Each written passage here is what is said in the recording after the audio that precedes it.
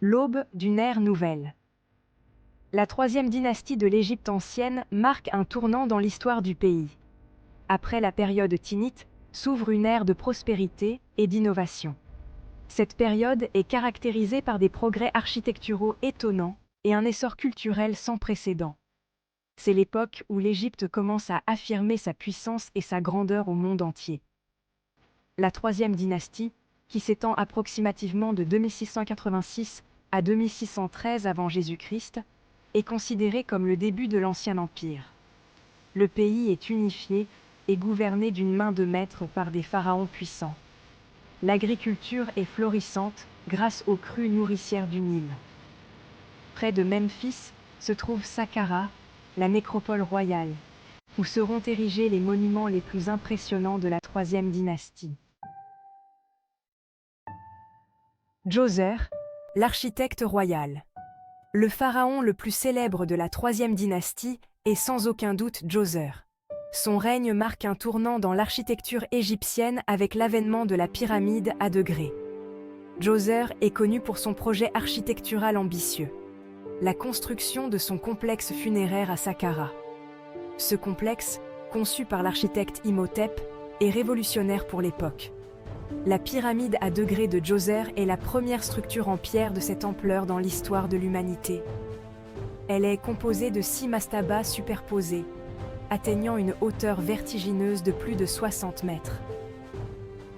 Djoser est considéré non seulement comme un grand bâtisseur, mais aussi comme un pharaon sage et juste.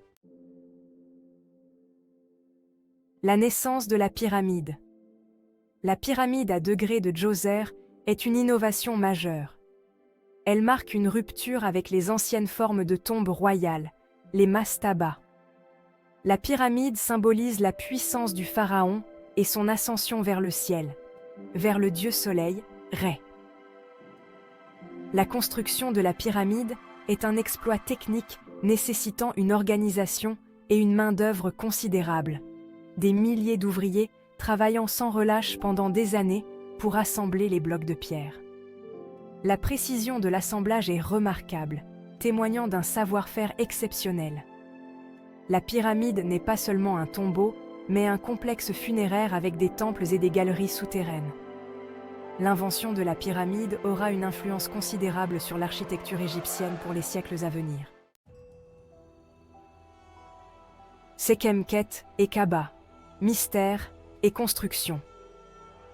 Après Djoser, d'autres pharaons de la troisième dynastie ont contribué à l'essor de l'Égypte.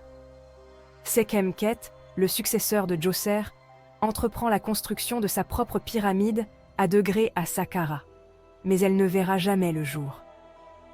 Les raisons de cet abandon restent floues, perdues dans les méandres de l'histoire. Le règne de Kaaba, le successeur de Sekhemkhet, est encore plus énigmatique. Son nom est associé à une pyramide en ruine, à Zawiyet El Aryan, connue sous le nom de pyramide à couches. Cette pyramide présente une structure particulière, différente des pyramides à degrés classiques. Leur construction, bien qu'inachevée, témoigne de la continuité de l'innovation architecturale pendant la troisième dynastie. La troisième dynastie est marquée par une centralisation du pouvoir et une organisation administrative plus complexe. Le pharaon est le maître absolu de l'Égypte, considéré comme un dieu vivant. Il délègue son autorité à des vizirs et à des hauts fonctionnaires. Ces derniers sont chargés de collecter les impôts, d'organiser les travaux publics et de rendre la justice au nom du pharaon. Les scribes jouent un rôle essentiel dans l'administration égyptienne.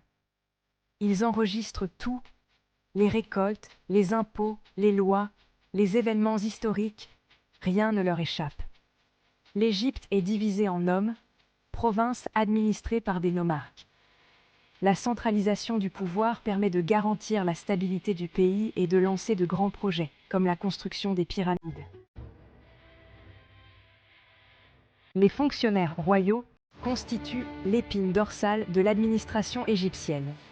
Ils sont choisis parmi l'élite du pays pour leur intelligence, leur loyauté et leurs compétences. Le vizir est le plus haut fonctionnaire après le pharaon. Il supervise l'administration, rend la justice et conseille le pharaon dans ses décisions. Les trésoriers sont responsables des finances de l'État. Ils collectent les impôts, gèrent les réserves de grains et financent les grands travaux. Les scribes tiennent les comptes, rédigent les documents officiels et archivent les informations précieusement. L'administration égyptienne est complexe et hiérarchisée, permettant de gérer efficacement un vaste territoire et une population grandissante. Le Nil est le fleuve nourricier de l'Égypte, son véritable garde-manger. Il joue un rôle vital dans l'agriculture, le commerce et la vie quotidienne des Égyptiens. Les crues annuelles du Nil déposent un limon fertile sur les rives, permettant aux Égyptiens de cultiver la terre et d'assurer leur subsistance. Les agriculteurs utilisent des techniques d'irrigation pour étendre les surfaces cultivables et obtenir de meilleurs rendements. Le Nil est également une voie de communication essentielle. Des bateaux naviguent sur le fleuve, transportant des marchandises, des personnes et des pierres pour la construction des pyramides.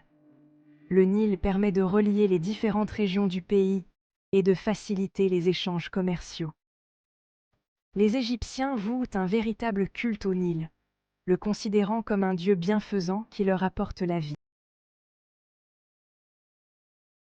La vie quotidienne des Égyptiens sous la troisième dynastie est rythmée par le travail, la religion et les relations sociales. La société est hiérarchisée, mais la vie quotidienne varie considérablement selon les classes sociales.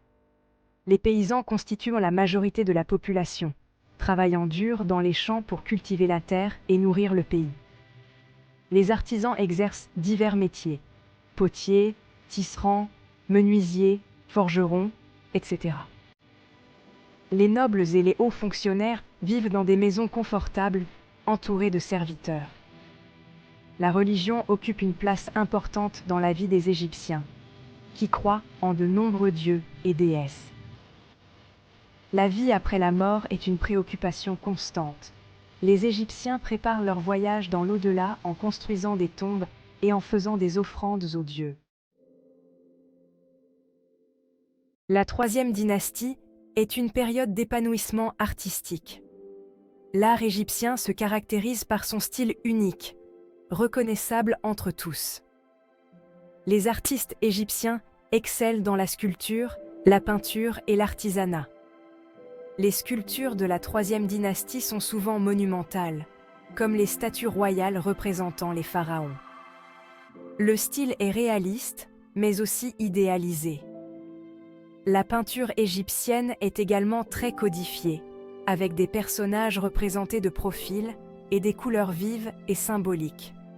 L'artisanat égyptien est réputé pour sa qualité et sa finesse. Les artisans créent des objets utilitaires, des bijoux, des meubles et des objets de culte, témoignant du savoir-faire exceptionnel des artisans égyptiens. La troisième dynastie prend fin avec le règne de Houni. Les circonstances de la fin de la dynastie sont mal connues. Certains historiens évoquent sans des troubles politiques ou des luttes de pouvoir. Malgré le mystère qui entoure la fin de la troisième dynastie, cette période a eu un impact considérable sur l'histoire de l'Égypte. La troisième dynastie a jeté les bases de l'Ancien Empire, l'âge d'or de la civilisation égyptienne. Les innovations architecturales, l'organisation administrative et l'essor culturel de cette période auront une influence durable sur les siècles à venir. La pyramide à degrés de Djoser est un symbole emblématique de l'Égypte ancienne. Elle a ouvert la voie à la construction des grandes pyramides de Gizeh, merveille du monde antique. L'administration centralisée, mise en place pendant la troisième dynastie, a permis de gérer efficacement un vaste territoire et de lancer de grands projets. La troisième dynastie est une période de transition et de transformation, marquant le passage d'une Égypte archaïque à une civilisation puissante et unifiée.